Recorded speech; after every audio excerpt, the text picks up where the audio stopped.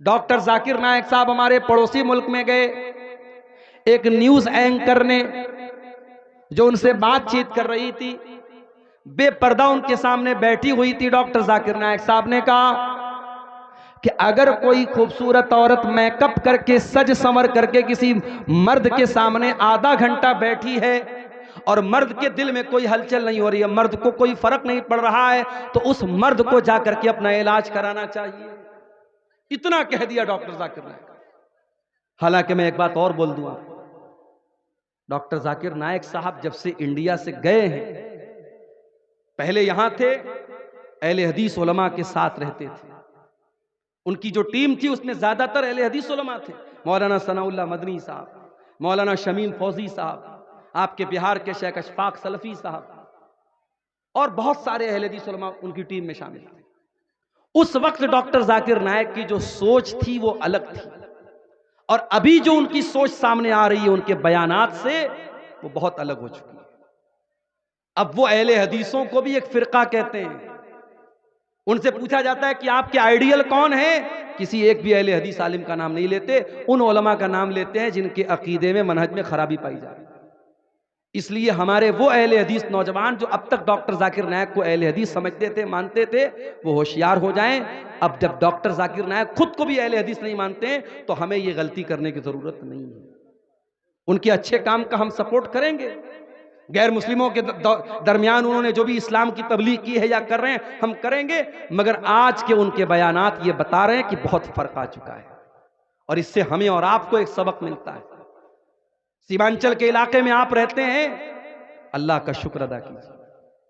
अगर आपके गांव में कोई एक भी मजार नहीं है, कब्र नहीं है, शिरक नहीं है और हराम और बिदअत का काम नहीं हो रहा है, अल्लाह का शुक्र अदा कीजिए। आपके बच्चे ऐसे माहौल में बड़े हो रहे हैं, वो शिरक होता हुआ नहीं देख रहे हैं, वो बिदअत होता हुआ नहीं देख रहे हैं। माहौल का बहुत असर पड़ता है। आज मलेशिया में डॉक्टर जाकिर नायक साहब रहते हैं और यहाँ की अहले हदीस जमात से जो उनका कनेक्शन टूटा है, उसका असर अब उनकी स्पीच पर, उनके बयान पे साफ नजर आ रहा है। तो उन्होंने उस औरत से कहा कि अगर कोई मर्द मेकअप करने वाली लड़की के सामने आधा घंटा बैठा है और उसको कोई फर्क नहीं पड़ रहा है, तो उस मर्द को अपना इलाज करना चाहिए। अब साहब, हमारे पड़ोसी मुल्क की जो मीडिया है उसमें बवाल हो गया। डॉक्टर जाकिर नायक तो बड़ी गंदी सोच के इंसान हैं और उन्होंने ऐसी बात कह दी, ये है वो है। हालांकि उन्होंने जो बात की 100% सच्ची बात। अल्लाह ताला ने सिस्टम ऐसा बनाया है, लड़की अगर बेपर्दा है और उसके सामने कोई मर्द है तो वो मर्द उस दौर का सबसे बड़ा वली भी क्यों ना हो, अगर वो मर्द है तो उस बेपर्दा और बेहया लड़की को देखकर उसके दिल में फर्क तो आएगा, उसके दिल के अंदर हैजान आएगा। और इसीलिए अल्लाह के नबी सल्लल्लाहु अलैहि वसल्लम फरमाते हैं कि जब कोई मर्द किसी औरत के साथ अकेले में होता है तो तीसरा शैतान होता है। हमारे यहाँ लोग कहते नहीं साहब, भाभी को हम मां समझते हैं। देवर अपनी भाभी को बाइक पर बिठा के पूरे मार्केट की सैर करा रहा है, भाभी चिपक करके बैठी है देवर के साथ। बंद करो ये बेगैरती, तुम्हारी भाभी तुम्हारे लिए गैर महरम है और भाभी को कोई अधिकार नहीं पहुंचता कि वो देवर के साथ इस तरीके से चिपक करके बाइक पर सैर करे। जीजा के साथ साली घूम रही है, हमारे यहां लोगों ने जुमला बना लिया, साली आधी घरवाली। साली अपने जीजा के साथ गंदे गंदे मजाक कर रही है, बेहुदा मजाक कर रही है, जीजा भी मजे ले रहा है। हराम है, बेगैरती है मेरे प्यारे साथियों। जिस तरीके से आप अपने घर की जवान बेटियों को गांव के मोहल्ले के अजनबी लड़कों से दूर रखते हैं कि नहीं साहब हमारी लड़की सियानी हो गई, जवान हो गई, ये लड़का अनजान लड़का है, मेरी लड़की का कोई महरम रिश्तेदार नहीं, उसको हम घर में आने नहीं देंगे। जिस तरीके से अपने गांव के मोहल्ले के अनजान लड़कों से आप अपनी बच्चियों को दूर रखते हैं, वैसे ही कजिन से भी दूर रखिए। मामा का लड़का, मौसी का लड़का, चाचा का लड़का, ताया का लड़का, खाला का लड़का, ये सारे रिश्तेदार आपकी लड़की के लिए गैर महरम हैं। गैर महरम समझते हैं कि नहीं? गैर महरम उसको बोलते हैं जिससे शादी हो सकती है। आपके लड़की की शादी खाला के लड़के से हो सकती है, मामू के लड़के से हो सकती है, चाचा के लड़के से हो सकती है, ताया के लड़के से हो सकती है। तो जितने भी गैर महरम लड़के हैं, जब आपकी बेटी जवान हो गई तो उसको मना कर दीजिए कि नहीं, उसके साथ सेल्फी जाके मत ले लेना, तू शादी में उसके साथ जाके मत खड़ी हो जाना, उससे दूर रहना, पर्दे में रहना, वो तेरे लिए गैर महरम है। ये ट्रेनिंग की जरूरत है, ये तरबियत की जरूरत है। मैं बाहर कहीं कहीं सफर में जाता हूं, किसी आदमी के घर में मैं ठहरा, उनकी छोटी बच्ची है 5 साल की, मैंने जाके सलाम किया, लड़के ने तो हाथ बढ़ाया, लड़की ने हाथ नहीं बढ़ाया। मैंने पूछा कि ये 5 साल की बच्ची ये मुसाफा करने के लिए हाथ क्यों नहीं बढ़ा रही है? तो लड़की ने कहा कि मेरे बाप ने मुझको ये शिक्षा दी है, मेरी माँ ने मुझको ये तालीम दी है कि तू लड़की है, तू सलाम तो कर सकती है, मगर किसी मर्द के साथ मुसाफा करना तेरे लिए मुनासिब नहीं है। मुझे बड़ी खुशी होती है कि 5 साल की बच्ची को ये शिक्षा और ये तालीम जो इस्लाम दे रहा है वो बाप अपनी बेटी को देता है। आज हमारे यहाँ जवान बेटियां हैं, बेपर्दा घर से निकल रही हैं, न माँ को कोई फर्क पड़ता है, जलसे में आई है सज करके संवर करके और ऐसे कपड़े पहन करके जिससे उनका जिस्म नजर आ रहा है, वो जलसे में आ रही हैं। माफ करना मेरे भाइयों, अगर आपके जलसों में ये औरतें आती हैं और बेपर्दा आती हैं और आकर के सड़कों पर खड़ी रहती हैं और नौजवान लड़के उनके आसपास मंडलाते रहते हैं, तो कान खोल करके सुन लो, इससे बेहतर है कि आप जलसों में लेडीज का इंतजाम करना बंद कर दीजिए। या तो आप लेडीज का इंतजाम करना बंद कर दीजिए या जलसों को करना बंद कर दीजिए। इस्लाम इस बात की परमिशन नहीं देता है। और मैंने देखा है किसी बिहार में, आपके किशनगंज के इलाके में बहुत सारे प्रोग्राम हुए और बाकायदा पोस्टर पे लिख करके आया कि नहीं साहब, हमारे जलसे में कोई दुकान नहीं लगेगी, हमारे जलसे में लेडीज का इंतजाम नहीं होगा। जलसा हो रहा है, कुरान पढ़ा जा रहा है, हदीस पढ़ी जा रही है, पिंडाल में कुरान पढ़ा जा रहा है, हदीस पढ़ी जा रही है, और सड़क पर जो है बेहयाई हो रही है और दुकानों पर बेहयाई हो रही है। इस्लाम इस बात की इजाजत नहीं देता है। बेगैरती को खत्म करो मेरे साथियों। अगर आज हमारे घरों की लड़कियां बेपर्दा हैं तो मुझे कहने की इजाजत दीजिए कि औरतों की बेपर्दगी के पीछे बहुत बड़ा रीजन और बहुत बड़ा सबब उनके घर के मर्दों की बेगैरती है। अकबर इलाहाबादी का शेर है ना, बेपर्दा नजर आई कल जो चंद बीबियां, अकबर ज़मीं में गैरत कौमी से गड़ गया, पूछा जो उनसे आपका पर्दा वो क्या हुआ, कहने लगी कि अक्ल पे मर्दों के पड़ गया। आज औरतों का पर्दा मर्दों की अकल पर पड़ गया है मेरे प्यारे साथी। वो मर्द बेगैरत है जिसकी जवान बीवी, जवान बेटी, जवान बहन बेपर्दा होकर निकलती है और उसके माथे पर कोई बल नहीं पड़ता, उसके जिस्म पर और उसके दिल दिमाग पर कोई फर्क नहीं पड़ता, वो बेगैरत है। अल्लाह के प्यारे नबी फरमाते हैं, सलासतुन ला यंजुरुल्लाहु अज़्ज़ा व जल्ला इलैहिम यौमल क़ियामा। 3 लोग ऐसे होंगे जिनकी तरफ अल्लाह ताला कयामत के दिन देखेगा भी नहीं, बातचीत भी नहीं करेगा। नंबर 1, अल-आक़ु लिवालिदैहि, अपने माँ बाप से रिश्ता तोड़ने वाला, रिश्ता काटने वाला। माँ बाप गलत हो सकते हैं, माँ बाप के फैसले गलत हो सकते हैं, माँ बाप की बातों से आपका दिल भी दुख सकता है, माँ बाप की कोई बात गलत भी हो सकती है, मगर आपको इस बात की परमिशन नहीं है कि आप अपने माँ बाप से अपना रिश्ता तोड़ लें और माँ बाप के साथ आप गलत सलूक करें। इस्लाम इस बात की इजाजत नहीं देता है। ठीक है, माँ बाप गलत करेंगे, वो अपना अंजाम अल्लाह के यहाँ भुगतेंगे। इसी कटिहार के इलाके में एक नौजवान मेरे पास आया था, उसने कहा था, मौलाना साहब वालिदैन पर आपने बहुत तकरीर की है, बहुत बयान किया है, कभी मौका मिले तो इस पर भी बयान कीजिए कि आज बहुत सारे वालिदैन ऐसे हैं जो औलाद के साथ नाइंसाफी करते हैं।